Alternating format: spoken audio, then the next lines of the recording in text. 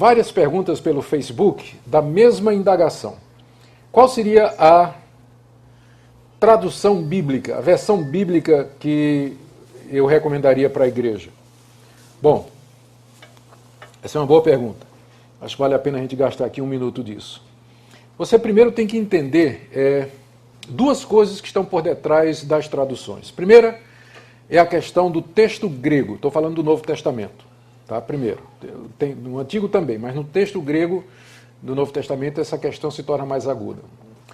Você tem basicamente dois textos gregos. Você tem um que é chamado texto crítico, que é baseado em 3 ou 4 manuscritos mais antigos, datando do século 2, 3 e 4. E você tem o chamado texto majoritário, que é baseado na grande maioria dos documentos antigos, textos manuscritos antigos, mas que datam de bem mais cedo, bem mais tarde para nós, né? Datando aí do século 8, 9 e 10. Então a pergunta é, o que está mais próximo do original? Os mais antigos ou a maioria dos manuscritos?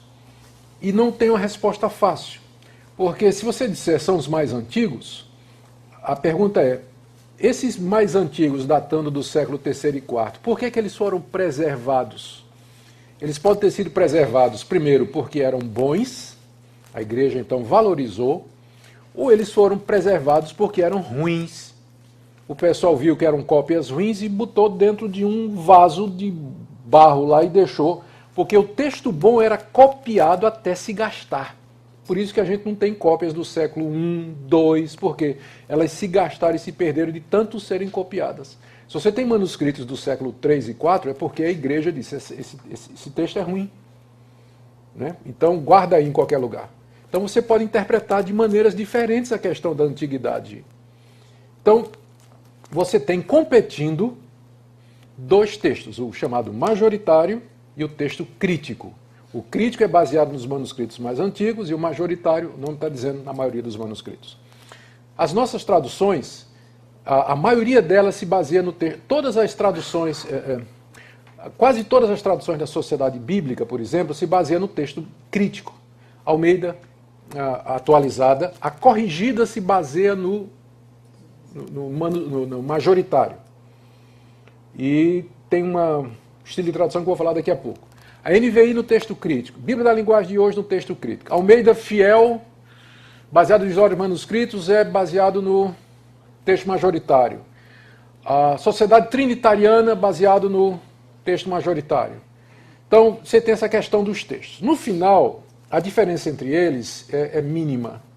Eles vão divergir em questões que não afetam a teologia bíblica. As grandes diferenças são o final de Marcos 16, o trecho da mulher adúltera, a chamada Coma Ioanneus, que é 1 de João, capítulo 3, capítulo 5, que fala 3 dá o testemunho no céu, 3 dá o testemunho na terra, que é uma prova da Trindade. Nenhum desses textos, se tirados, vai afetar a nossa teologia bíblica. A gente tem outras maneiras de provar a Trindade. O texto da mulher adúltera não prova nada que não tem em outros lugares. E o final de Marcos 16, que manda pregar o evangelho, que vai ter sinal e prodígio, você encontra no livro de Atos. Então, nenhuma dessas diferenças afeta a teologia bíblica como um todo. Então, essa é a primeira boa notícia. Segunda questão que tem que ser levada em consideração quando você está avaliando traduções é que existem dois métodos de tradução. Um é chamado de equivalência formal, em que você transmite palavra por palavra. Palavra por palavra. Então, você vê a palavra no hebraico e qual seria o equivalente daquela palavra no português. Você traduz palavra por palavra, dando o sentido de acordo com esse relacionamento de palavra com palavra, é chamada equivalência formal. Então, por exemplo, no hebraico está dizendo assim, ou no grego, né? Amai-vos uns aos outros com entranháveis afetos. Essa é uma tradução formal, porque a palavra entranhável, splagna no grego, significa tripa. Né? Então, daí entranha. Então, traduziu como está no grego. A pergunta é, quem lê hoje, amai-vos com amores das tripas, entranháveis, faz sentido para hoje no português? Mas é uma tradução fiel, não é?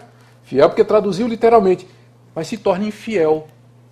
Porque o sentido é você ter que se amar de dentro, né? Com tudo que você é. Então, se uma tradução for amai-vos de coração, é mais fiel do que dizer amai-vos com as suas tripas, embora o grego esteja dizendo amai-vos com suas tripas. É porque naquele tempo se pensava que a sede das emoções era a tripa. Porque convenhamos, quando dá uma emoção, qual a primeira coisa que é afetada?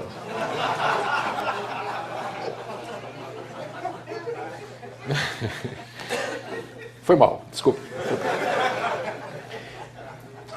Então, aí vem o segundo estilo de tradução, é chamada equivalência dinâmica.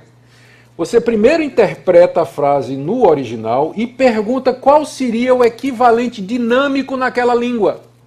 Não é palavra por palavra, mas o sentido. E aí, agora vamos lá. Equivalência formal, quem é que usa? Almeida corrigida, aquela antiga Almeida. Então ela é equivalência formal. Você vai encontrar entranháveis, você vai, por exemplo, encontrar nas versões mais antigas, Deus fortalece o meu chifre. Está lá no Salmo, porque diz literalmente. Mas só que chifre em hebraico se referia ao chifre do boi, que significava o quê? Força. Então uma tradução moderna diria, Deus fortalece a minha força, embora no hebraico esteja dizendo chifre. Então, a corrigida... Vou falar sério já. Então, a corrigida, ela segue, entende? Ela traduz palavra por palavra, e eles dizem que isso é ser fiel. Não necessariamente. A outra tradução, ela possibilita paráfrase, e é aí que está o problema. Se você vai encontrar equivalência dinâmica, você pode ter uma Bíblia na linguagem de hoje, por exemplo, que é mais do que uma tradução, já é uma paráfrase. Ela procura dar, na linguagem bem popular, transmitir determinados conceitos. Só que aí você tem um problema do outro lado. Tem algumas palavras na Bíblia que elas estão prenhes de significado. Por exemplo, a palavra justificação. A Bíblia na linguagem de hoje traduz como aceitação. O argumento é que justificar não é um conceito que brasileiro está acostumado. A ideia legal de justificação. Sim, mas aceitar não é a mesma coisa.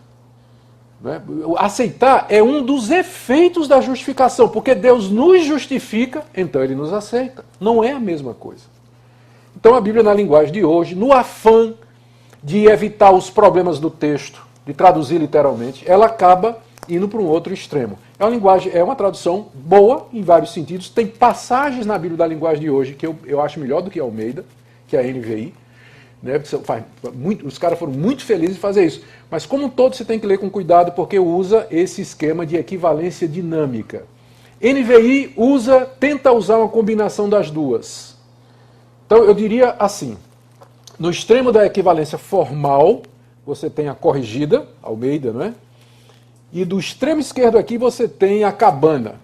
Cabana não, é a cabana, né? Não, a mensagem. A mensagem, não é isso? A cabana, eu tô com a cabeça. A mensagem. Então, aqui, vindo de cá, do formal para a equivalência dinâmica, você tem a corrigida e você tem a mensagem.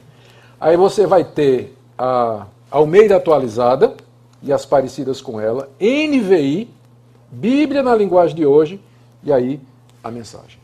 Então, pergunta, o que você deve usar na igreja? Resposta, depende para quê? Para pregar, eu prefiro aquelas que usam o texto crítico e um método de equivalência que mistura formalidade e equivalência. Então, NVI e Almeida. Então, eu acho que as duas são boas para pregação, para exegese e para estudo. Tem as duas, estude as duas, eu prefiro Almeida. Mas gosto de ler também na NVI. Tá bom? Se você quer usar outras traduções para comparar, então eu pegaria a corrigida, que tem uma versão bem formal, a equivalência formal, e pegaria a mensagem ou a Bíblia na linguagem de hoje. Para você comparar, apenas para comparação, mas para trabalho pastoral, eu recomendaria Almeida e a NVI. Almeida em primeiro lugar, né, atualizado, e NVI também em segundo lugar. Tá bom? Essa é a resposta que eu daria.